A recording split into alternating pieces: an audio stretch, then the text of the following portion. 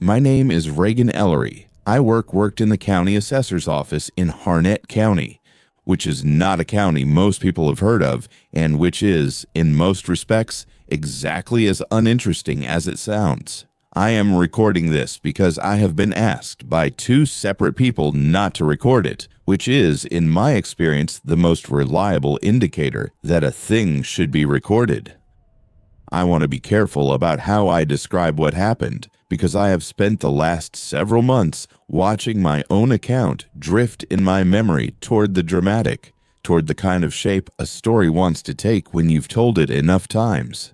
And I don't want that. What I want is accuracy. What I want is for the record to exist outside my head, where it can't be quietly edited by the part of me that is still, even now, trying to find a version of events I can live inside comfortably. So I'm going to start before the beginning, with the kind of institutional context that usually gets cut out of stories like this, because the context is actually the whole point.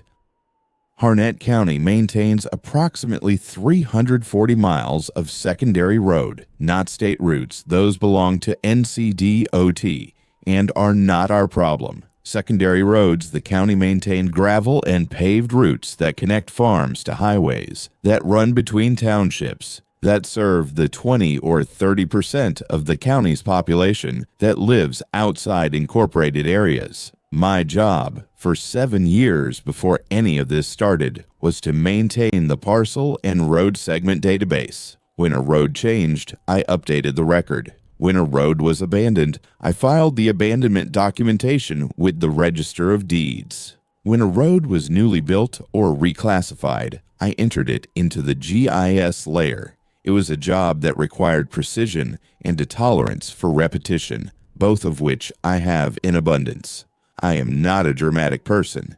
I mention this not to establish my credibility in the way that people who are about to say unbelievable things always establish their credibility, but because what happened to me was partly a consequence of my own professional temperament. I noticed what I noticed because I am the kind of person who notices discrepancies in databases.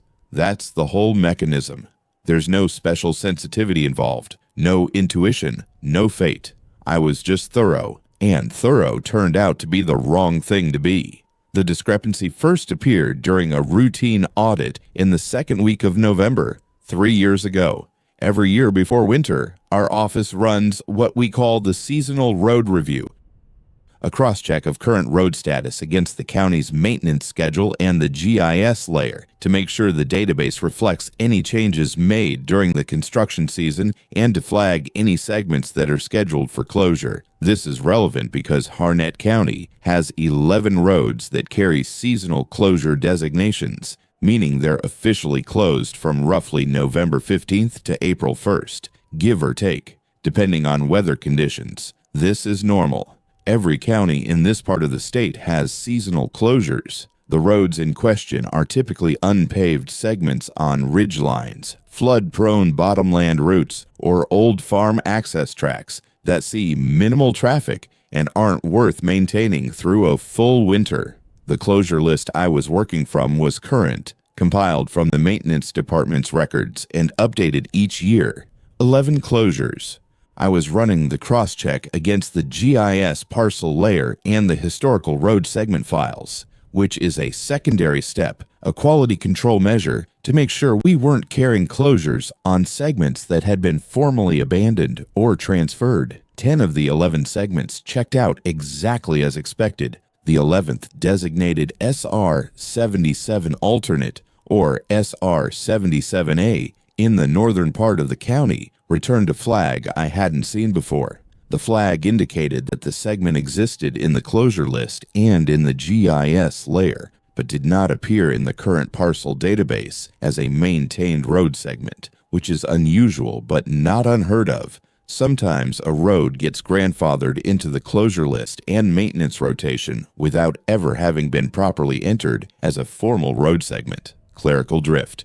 It happens over decades, especially in older counties where records were transferred from paper systems at different times by different people with different levels of care. What was unusual was what I found when I went back to check the historical files. SR 77A had a closure record going back to 1987, which was as far back as the digital records extended. 11 closures per year, every year, without interruption, for 36 years at that point. Every closure was properly documented, signed, dated, with the standard language about seasonal maintenance suspension and reopening dates. The paperwork was impeccable. But when I went to find the road's original designation record, the document that would have established it as a county road segment in the first place, assigned it a number, recorded its origin and construction, there was nothing. SR 77A did not appear in the designation records. It didn't appear in the road inventory from 1972, which was the first comprehensive inventory the county had done. It didn't appear in the 1958 secondary road survey. It appeared for the first time as an already existing entity in a 1987 maintenance log, already carrying an alternate route designation, already being closed for winter. I noted the discrepancy, flagged the file, and sent a query to the county engineer's office asking if they could locate any pre-1987 designation documents for the segment. I didn't hear back for 6 days. The response I got was from the deputy county engineer, a man named Harold Birch, who had been with the county for about 20 years and who I had interacted with dozens of times on routine matters. His response was short. He said he'd looked into it and that SR 77A was a legacy designation carried forward from earlier records, that the original documentation would be in the pre-digitization paper archive, if it existed at all, and that for all practical purposes, the road should remain on the closure list and be treated as it had always been treated. He said the maintenance department was comfortable with the current arrangement and recommended no changes. I replied asking about the physical archive and whether I could request a search for the original designation documents. He replied that the pre-digitization archive was partially inventoried and that a search would take significant staff time, and that given the routine nature of the issue, a road that was properly closed every year and causing no problems, he didn't think it warranted that investment. That was the end of the correspondence. I noted his response in the file, processed the current year's closure as normal, and moved on. But I kept thinking about it, not obsessively, not in a way that interfered with anything. It was more like the way a small unevenness in a floor will catch your foot slightly every time you walk across the same room, reliably, without any drama. SR 77A, a road that had been properly, professionally closed every single year since before the digital records began, with documentation so consistent it was almost like a ritual attached to a physical segment that nobody could find the origin of. In January, I pulled the GIS layer for the northern part of the county and looked at the segment itself. SR 77A was approximately 2.3 miles long. It ran east from a T intersection with SR 77 proper, which was a standard paved county road connecting the township of Mallows Creek to the county seat, and terminated according to the GIS data at a point in a section of second-growth forest in the eastern part of the county's northernmost township. The segment was mapped as unpaved gravel. There were no structures shown along it, no parcel accesses, no connecting roads. It began at the intersection with SR 77 and ended in the middle of nowhere, serving apparently nothing. Alternate routes are typically bypasses roads that provide an alternate path between 2 points when the primary route is closed or impaired. SR 77A did not appear to connect to anything.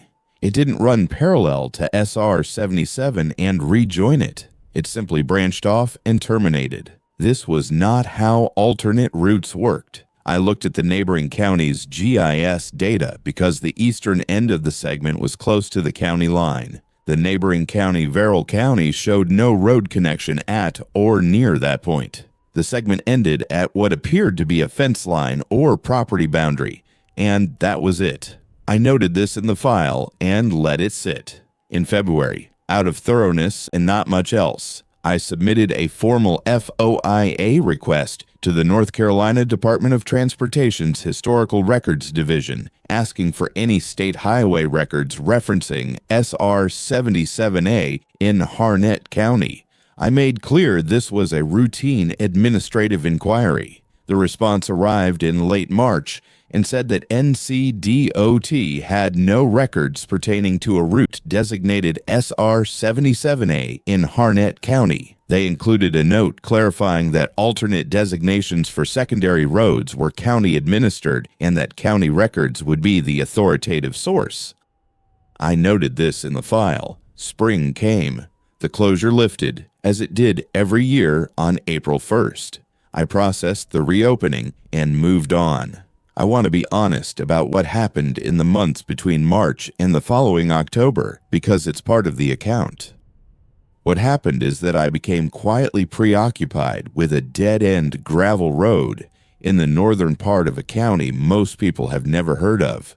I didn't tell anyone about it. It wasn't the kind of thing that was easy to explain a clerical discrepancy, a road with no origin documentation, a closure record of perfect regularity. None of that was frightening.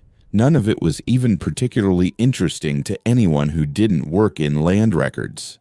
I mentioned it once to a colleague, Beth Sorrells, who worked in the Register of Deeds office, and she said it sounded like a grandfathered easement that had been misclassified at some point in the paper-to-digital transfer, which was probably right, and that was the end of that conversation. What I was left with was not fear. It was something more like professional dissatisfaction, the specific low-grade irritation of a record that didn't close properly, that had a gap where a thing should be, and that I could not, within my authority and resources, resolve. I drove past the turnoff for SR 77A in early June on a weekend while visiting a property out that way for an unrelated parcel question. The intersection with SR 77 was unremarkable, a gravel turnoff, a standard county road closed sign from the previous winter still propped against a fence post, but obviously meant to be removed. A row of white painted stones along the road edge that I'd seen on other rural roads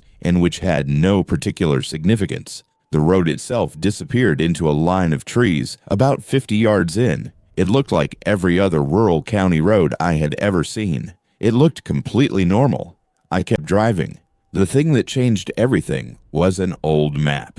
In October, 14 months after I'd first flagged the discrepancy, I was doing a separate project, a comprehensive review of historical road alignments in the county's northeastern quadrant for a rural electrification grant application that required accurate infrastructure documentation going back 50 years.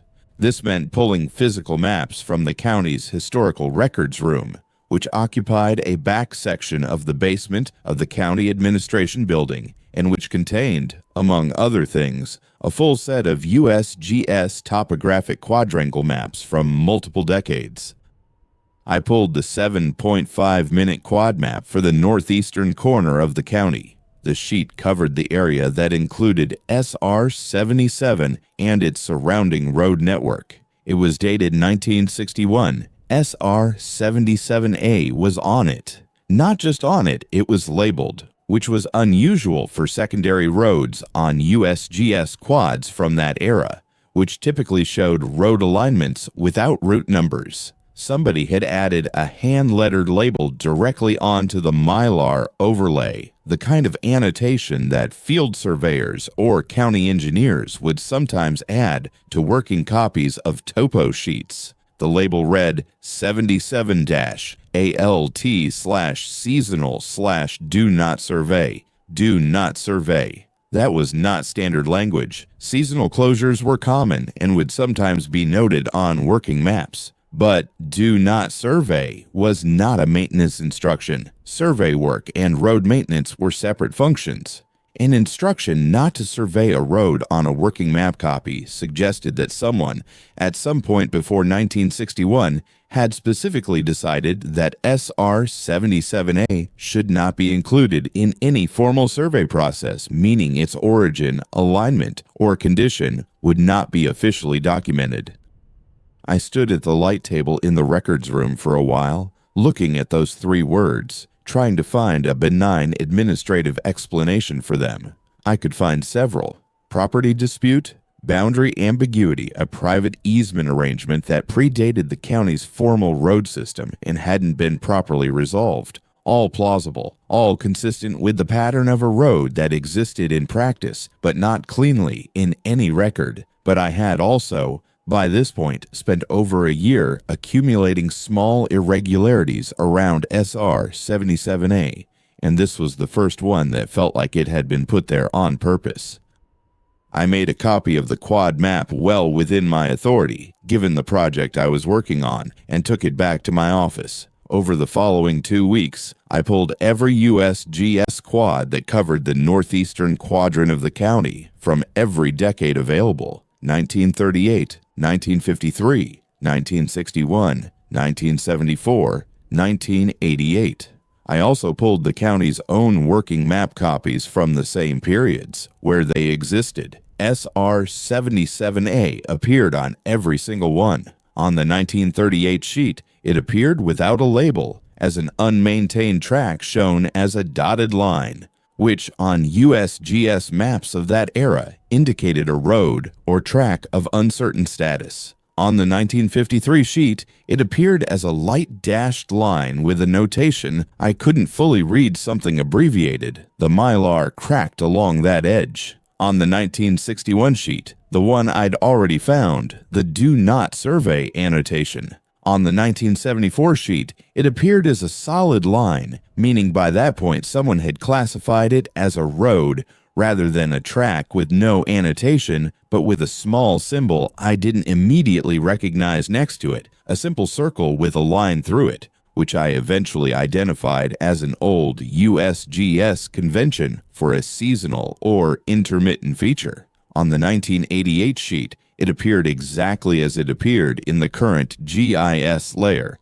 properly mapped, properly graded, no annotations. The route alignment was consistent across all 5 maps. The road had not moved. It had not changed. It was in exactly the same place in 1938 as it was in the GIS layer I maintain today, and in every version of the county road inventory I could find. Dating back to the first formal inventory in 1958, it was absent, present on the maps, absent from the records, present on the maps, absent from the records. I drove out to SR 77A on the last Saturday of October. I want to be clear that I drove there in daylight, in the middle of the day, in reasonable weather, with my phone charged in a full tank of gas. I was not doing anything reckless. I was doing what I had been circling for over a year, which was simply going to look at a road I maintained records for and had never personally seen more than the first 50 yards of.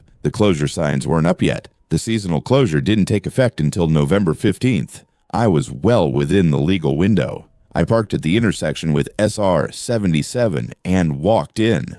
The road was in better condition than I expected. Most of the unmaintained or minimally maintained county roads in the northern part of the county were rutted and weed-choked after a summer of no traffic. SR 77A was rutted. It was clearly unpaved gravel. It hadn't been graded recently, but the roadbed was solid, and there was no serious vegetation encroachment into the travel lane, which suggested it had seen some traffic during the season, or suggested the soil type along that particular ridge didn't favor weed establishment, or any number of other reasonable things. The first half mile was unremarkable. Mature second-growth hardwood on both sides, oak, hickory, tulip poplar, the standard mix for this part of the county at this elevation. The road ran slightly uphill along a ridge spine. No structures, no driveways, no mailboxes, no evidence of any parcels being served. I had known this from the GIS layer, but seeing it in person made it clearer. Not this road serves something and I can't see what, but genuinely, visibly serving nothing. A road going nowhere, well used enough to stay open, with no apparent reason to exist. At roughly the mile marker, I was counting my steps and checking my phone's distance tracker. The road curved left around a dense stand of pines. And on the far side of that curve was the first thing that I had not expected, a pull-off, a widened shoulder, graveled, sized to accommodate perhaps 3 or 4 vehicles parked side by side, clean, not overgrown, a metal post set in concrete at the near edge of the pull-off with no sign on it. Just the post, the hole for the sign bracket, and the bracket itself. Empty. I stood there for a moment, a pull-off on a road that served nothing, leading nowhere, with an empty signpost. The bracket wasn't rusted, it looked relatively recent, or at least had been maintained. Whatever sign had been in that bracket had been removed deliberately, not lost to weather or time. I took photographs. I wrote down a description in the Notes app on my phone with a timestamp. Then I kept walking. The second half of the road was different in a way I found difficult to characterize precisely, even at the time, and find even harder to characterize now. The road surface was the same. The tree line was the same. The grade was gentle and consistent. Nothing changed in any way I could have pointed to and said, "Here, this is the thing." But the quality of my attention changed. I became more careful with my steps. Not because the footing was worse, it wasn't, but because some part of my behavior shifted into a register that I associate with places where I feel I should be quiet. I've thought about this a lot. I don't know if that shift was a response to a real sensory input, a smell, a pressure change, a sound below threshold, or if it was a response to everything I'd been accumulating in that file for over a year, finally taking physical form around me and producing something that felt like a warning, but may have been entirely generated by my own expectations. I genuinely do not know.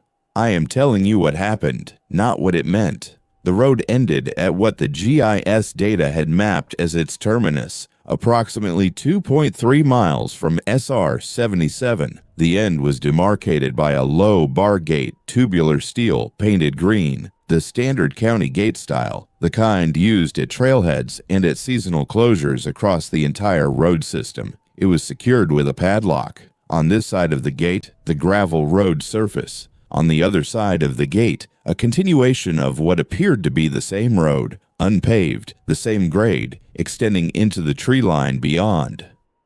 I looked at my GIS data on my phone. The county's road layer ended at the gate. The county line was approximately 400 yards further east, based on the parcel layer. The road continuing past the gate traversed that 400 yards of Harnett County and then crossed into Verrill County, where, according to the Verrill County GIS layer I'd checked months earlier, there was no road.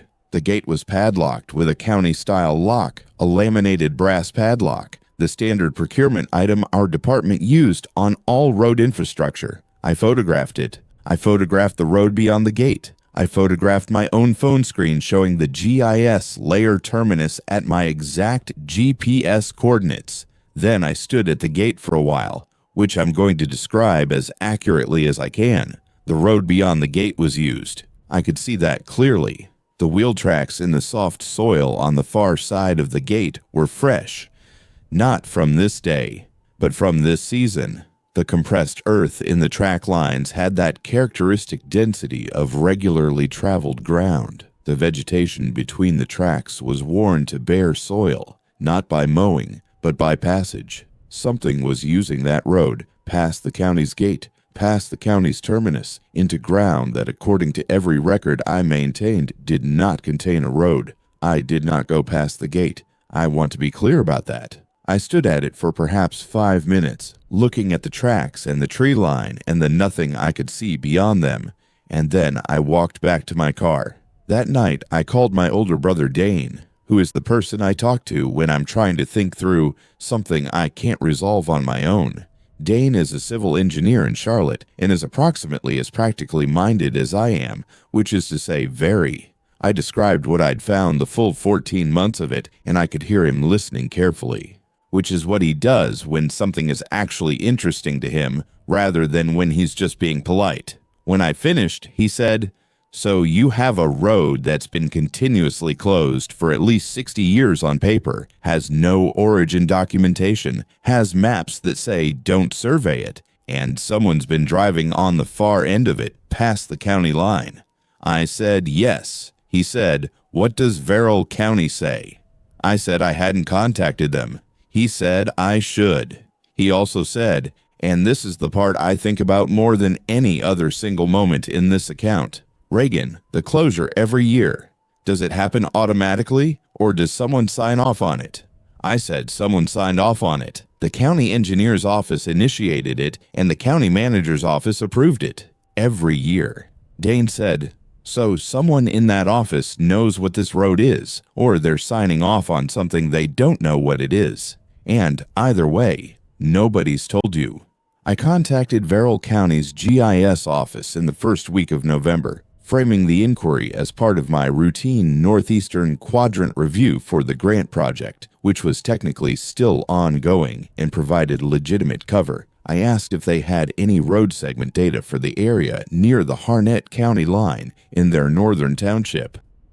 The response came from a staff GIS analyst named Priya Ohal. She said she'd checked their current layer and their legacy data back to 1995, when they'd converted from paper records, and found nothing at that location. She added, and this was not something I'd asked about, that she'd noticed the area had an old right-of-way corridor in their deed records that had never been formally vacated, but that hadn't been associated with an active road segment in any of their systems. She said it appeared to be a pre-county route, a road that predated Verrill County's formal organization in 1923 and had never been incorporated into the county road system when the county was established. A pre-county route, a road that existed before the county existed. She sent me a scan of the relevant deed record, which referenced the right-of-way as the Old Havermill Trace and described it as a traveled way connecting unnamed points to the east and west, reserved in perpetuity for public passage and its necessary uses, with the survey date of 1887, 36 years before Verrill County was organized, 66 years before the first USGS quad I had, showing SR 77A, the Havermill Trace, a road so old it predated the counties it ran through. I want to describe what happened in the week after I received that deed record, because it's important and because I want to describe it precisely. I did not become obsessed. I did not become frightened. I became the way I get when I am close to a resolution on a long-standing records problem, focused, methodical, slightly tunnel-visioned in the way that comes naturally to me. I understood at this point that I was looking at a pre-colonial or early colonial travel route that had never been formally incorporated into the modern road system on either side of the county line, that had persisted in use by whom or for what I still didn't know, past the point where formal records acknowledged it, and that the county I worked for had been quietly closing its end of it every winter for as long as anyone could document, and probably much longer.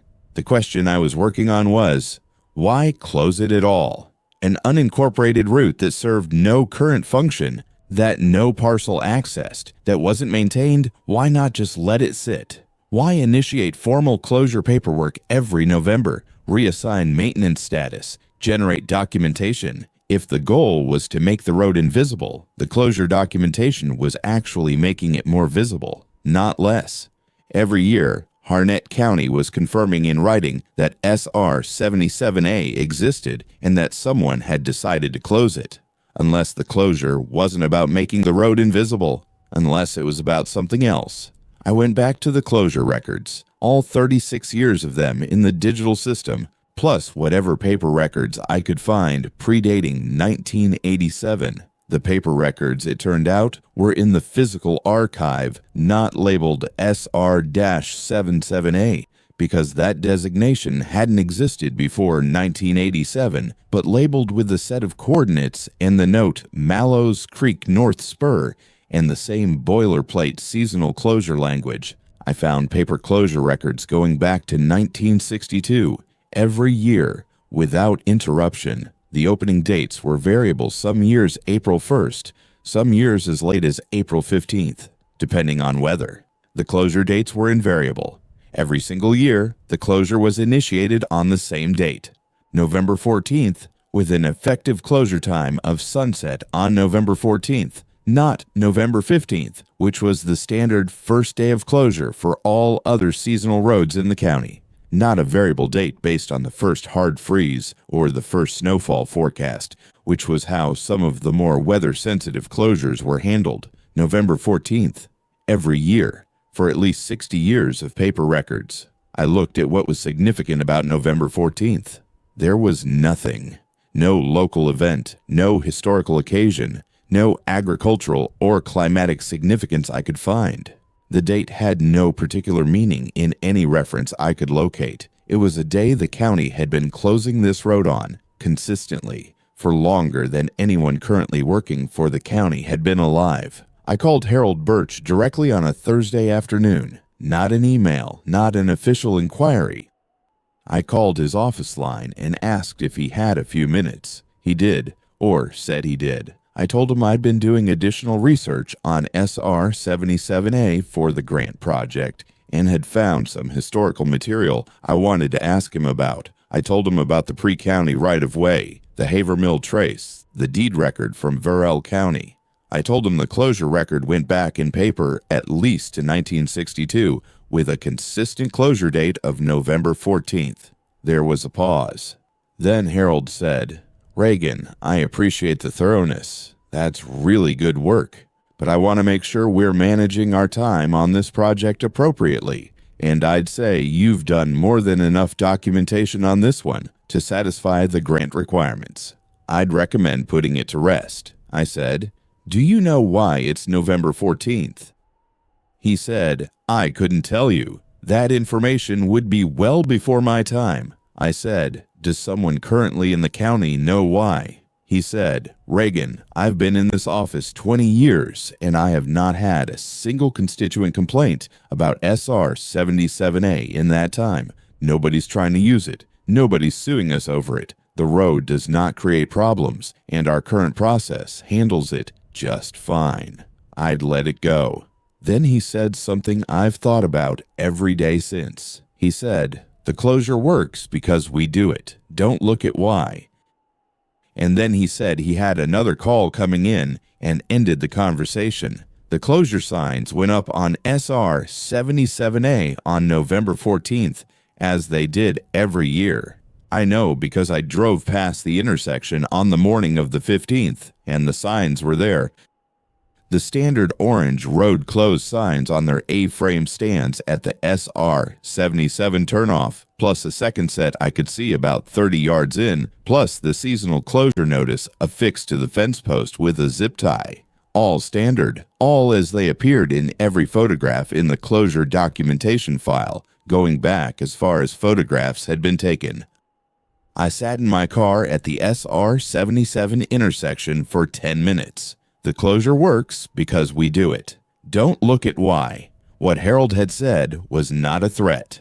I want to be clear about that. It was not menacing and it was not coded. It was the sentence a person says when they are managing something they understand just well enough to know that understanding it further is not going to help anyone. The sentence of someone who has been handed a procedure and has trusted the procedure because the procedure has worked, and who is now being asked to look behind the procedure by someone whose job it is to document things accurately. He wasn't protecting a conspiracy. He was protecting a practice that had, for 60 years, successfully done whatever it was meant to do, by the simple act of doing it, without anyone needing to know more. I drove away. I need to tell you about the week of November 17th to 23rd, which was the week the road was closed, and I was supposed to be finished with this, and which was the week I became the wrong kind of thorough. I had, at this point, one remaining piece of the record that didn't fit. The tracks past the gate, the evidence that something had been using the road beyond the county's terminus, beyond the county's gate, on the Verrell County side where no road officially existed. The closure covered the Harnett County segment. The gate at the terminus, which was the county's gate, county-issued lock, was effectively the closed end of the county's road. But whatever was using the track beyond the gate was not on the county's road. It was on the Havermill Trace proper, the pre-county route, the 1887 right-of-way that Verrill County had never vacated and Harnett County had never incorporated. The closure didn't cover that. It couldn't. It was outside the county's jurisdiction. I told myself I was just going to look. I told myself it was a documentation question. If the Havermill Trace was an active right-of-way with demonstrated current use, that was relevant to the grant project's infrastructure documentation, which technically it was. I told myself these things earnestly, and I believed them. And they were also not quite the whole truth. The whole truth included that I had been looking at this record for 14 months, and I had one piece I couldn't account for, and I am the kind of person who needs to account for pieces. I drove out to SR 77A on the morning of November 19th. The closure signs were up. I parked at the intersection and walked past the closure signs, which I had full authority to do as a county employee accessing infrastructure during a routine review, and then walked the 2.3 miles to the gate. The gate was, as before, padlocked. The road beyond it, the Havermill Trace, was also, as before, the same wheel tracks, the same bare soil between tracks, the same evidence of regular use, except that the tracks were fresher than they'd been in October. The most recent passage had been recent enough that the compressed soil at the track margins was still slightly loose, not yet consolidated into the hardpack that comes with time. Whatever had come through here had done so within the last few days. After the closure, I stood at the gate. I took photographs of the tracks. I photographed the gate and the lock. I turned and looked back down the road the way I'd come. The 2 miles of county road behind me, the closure signs invisible at this distance, the tree line empty and still. Then I turned back to the gate. I did not have a key to this lock. County-issued locks were managed by the maintenance department, and I had never requested a key to SR 77A's gate because I had never had a reason to access this segment in the field. But I'm also, as I mentioned, thorough, and thorough people in county land records offices tend to have things they keep track of. I had, in the bottom drawer of my desk, a set of legacy master keys that had been handed to me when I took over my position from my predecessor, and that covered most of the standard county lock types going back to the mid-1990s. I had brought the full ring. The third key I tried opened the gate. I want to say plainly that what I did next was the thing I should not have done, and I knew at the time that it was the thing I should not have done, and I did it anyway. And I am not entirely able to explain why in a way that sounds rational, because the explanation involves the specific character of the thing that was wrong with my judgment in that moment. It wasn't recklessness. I am not a reckless person. It wasn't bravery or anything resembling it. It was something closer to the feeling of walking up to a door that's been locked for a long time and finding the key in your own pocket. It was the logic of the situation asserting itself more loudly than the logic of my better judgment. I had the key. The lock opened. The tracks led in a direction I did not have any record of, and I had spent 14 months building a record of this road that still had a gap in it. I opened the gate, passed through, and walked east on the Havermill Trace. The trace beyond the gate was a road, not a track. Not a path, a road, narrower than the county segment, single lane, with the old crowned road profile that predated the flat-grade construction methods used from the mid-20th century on, slightly higher in the center, falling off toward shallow drainage ditches on both sides. This was road-building knowledge from before living memory. The crown was subtle, you wouldn't notice it if you weren't looking, but it was maintained. The drainage ditches were clear. Whoever or whatever was using this road was also maintaining it in the old way with the old geometry. The surface was bare earth and fine gravel, not the angular crushed stone of a modern county road. And in the surface, clearly, the tracks, tire tracks, but narrower than a standard passenger vehicle, consistent with a lighter, older vehicle profile, or a vehicle type I didn't have a reference for. I walked approximately a quarter mile. The road maintained the same heading and grade, curving gently with the ridge, staying on the high ground. The trees on either side were old growth in places. I'm not a forester, but some of those trees were large enough to be genuinely old, not the 40-year second-growth timber that characterized most of the surrounding woodland. Old enough that the road may have been built around them, or that they had grown alongside a road that had been there first. At approximately the quarter-mile point, the road crossed a small depression, not quite a stream bed, but a low area between two ridge sections, crossed by what appeared to be a simple culvert, a corrugated metal pipe of a type last manufactured in any quantity in the 1960s or before. The culvert was functional. Water was moving through it, clear and cold. Someone had maintained this culvert, had kept it clear, had ensured it was doing its job. I stood at the culvert. I looked at the road ahead of me. I looked at the road behind me. I could no longer see the gate. The curve had put it out of sight. And then I heard something. Sound carries strangely on a ridge in November, after the leaves have dropped, before the first snow. There's very little ambient noise. No insects, no leaf rustle, no water movement except the small, clear sound of the culvert. What I heard was far away, but it was clear. It was the sound of a vehicle moving on a gravel road.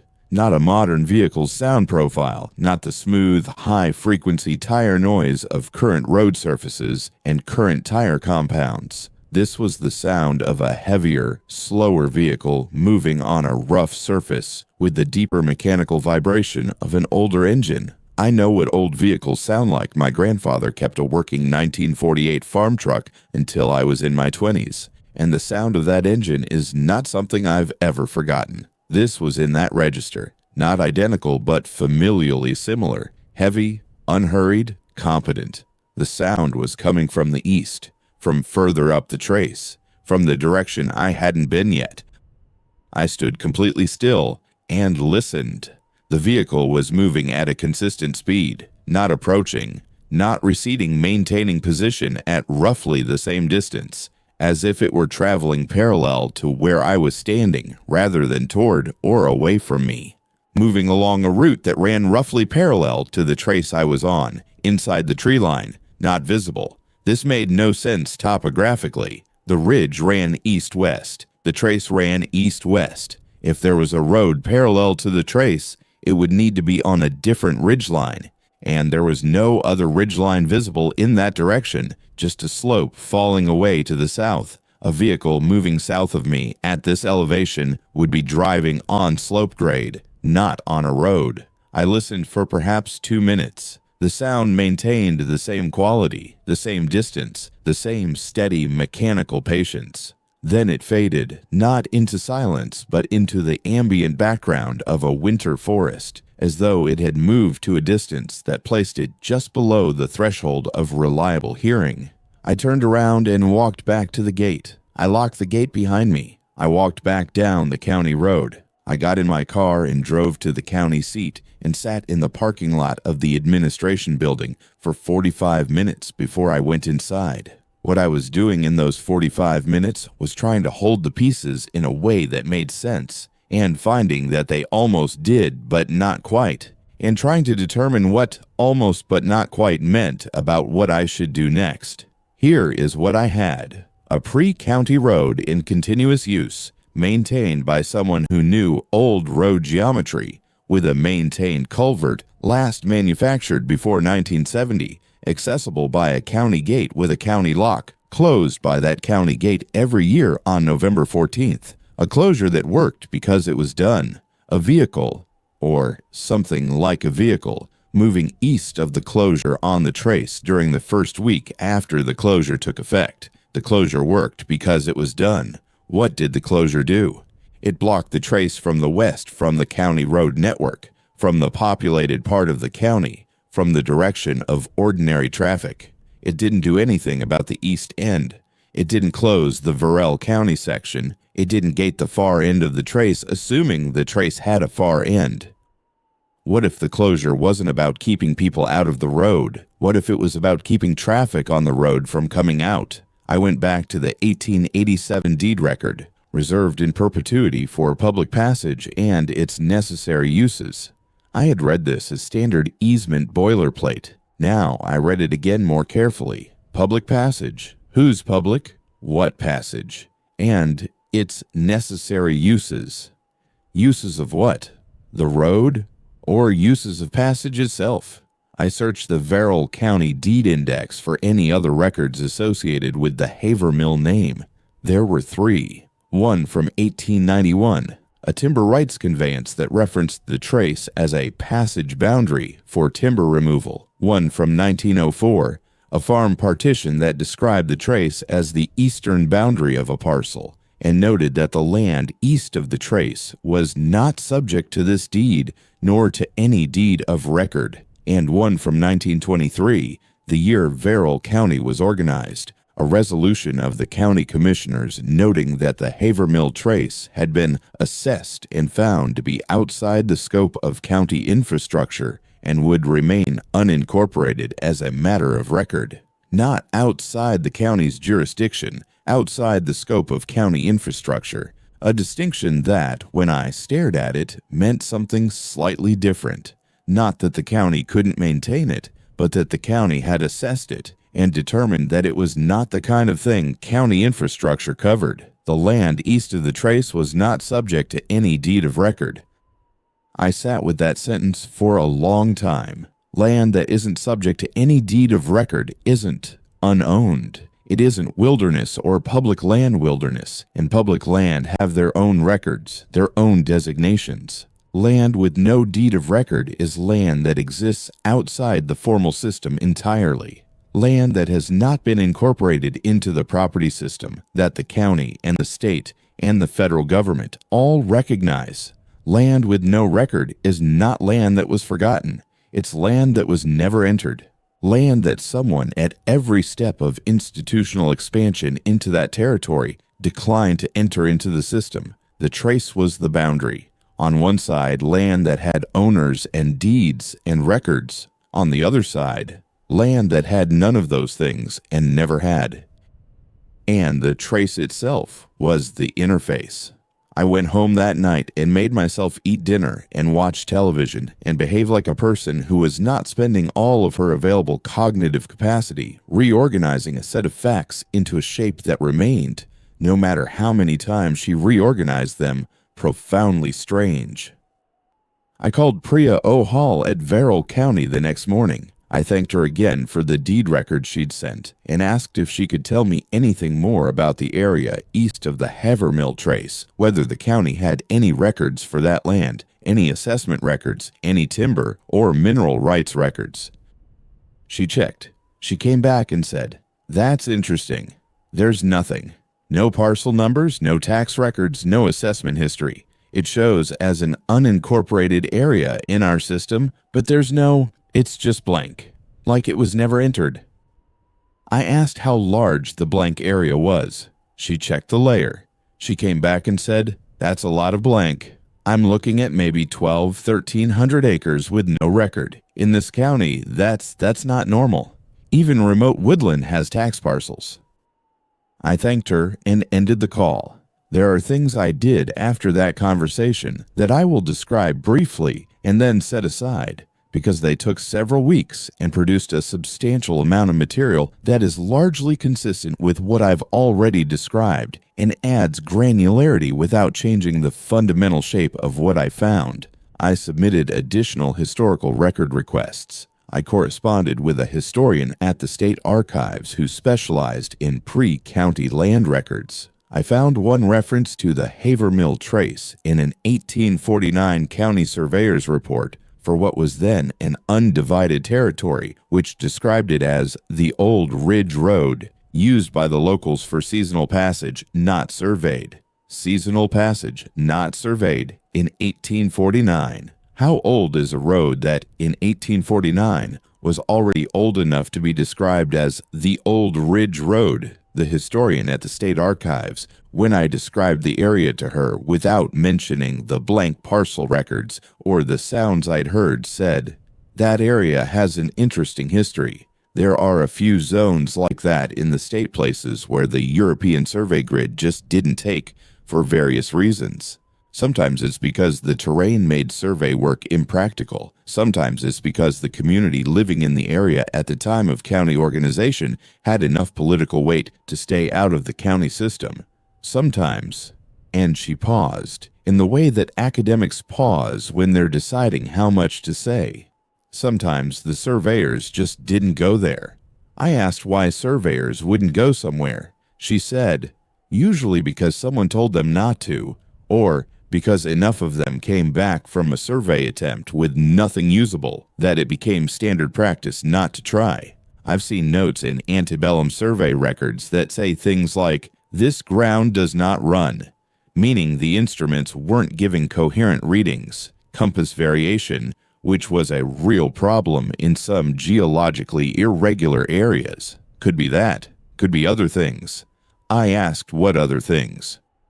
She said, custom, respect for something that was there before.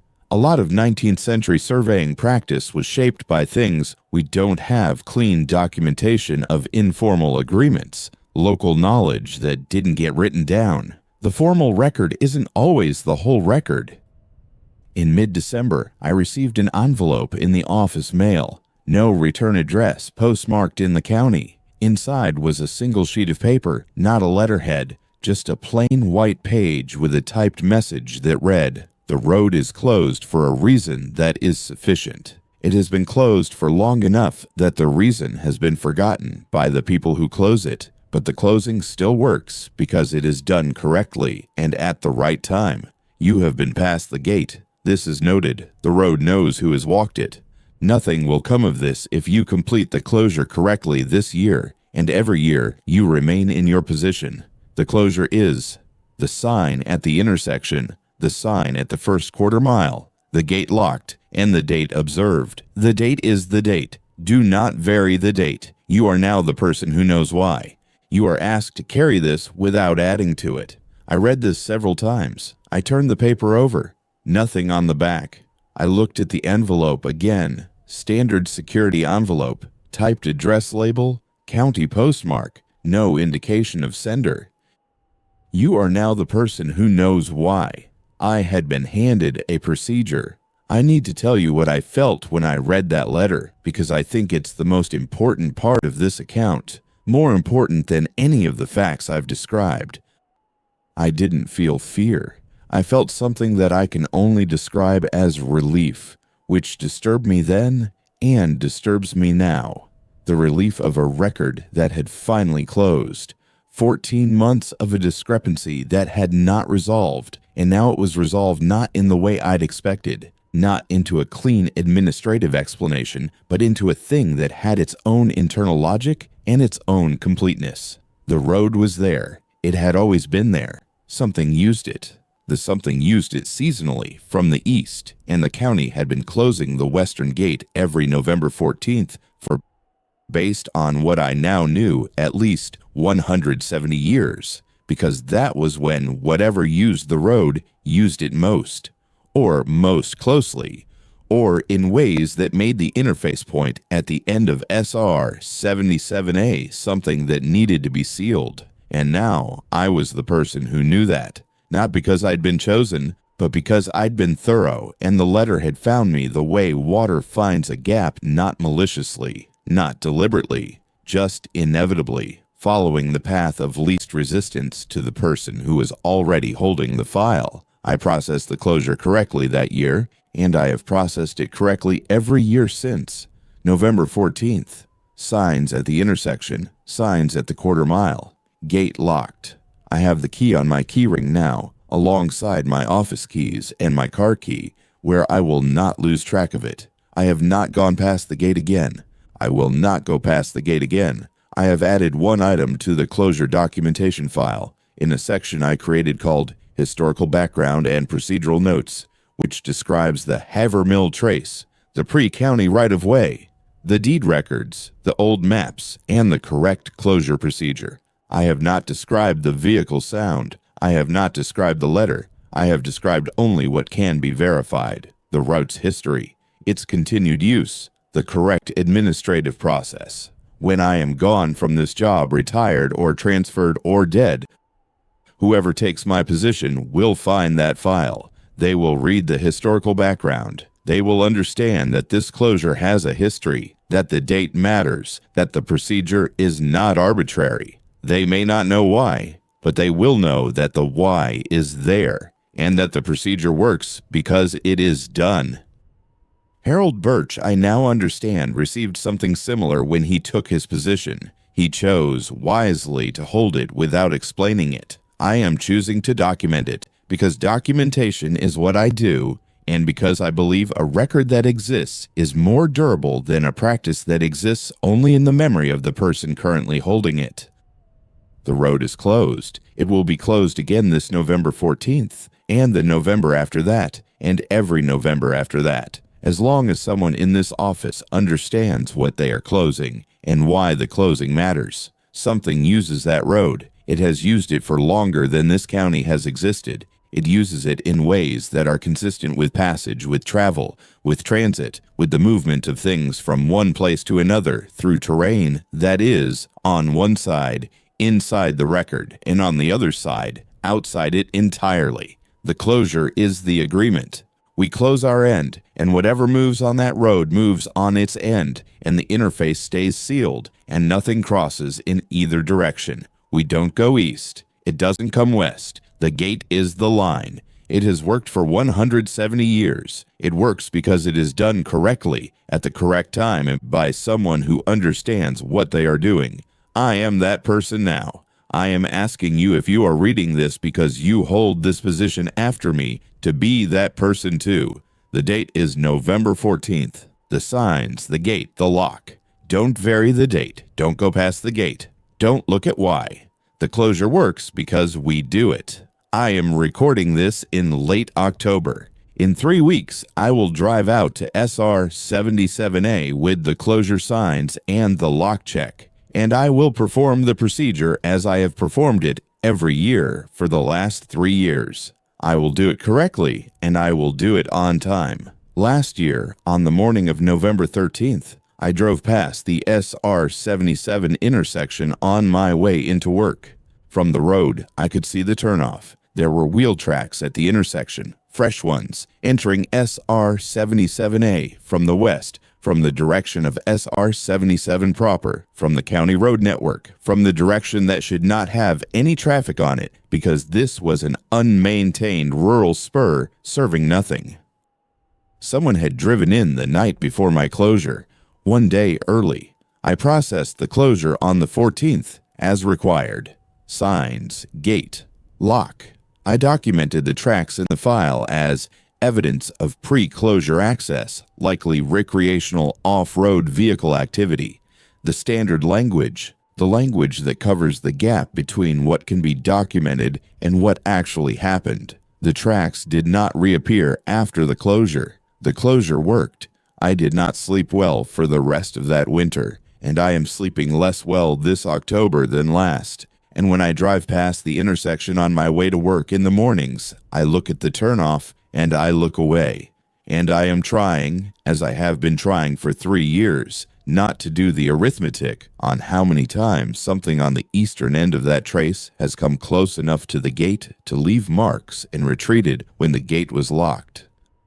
I am trying not to wonder what it's looking for. I am trying to be the person who does the procedure and does not look at the why. I am not always succeeding, but the gate is locked. The gate is locked, and I still have the key, and November 14th is in 23 days. That is enough. That has to be enough. End of recorded account. R. Ellery, Harnett County Assessor's Office, Land Records Division. Filed in the SR 77A Closure Documentation, Historical Background, and Procedural Notes section for the use of successors to this position.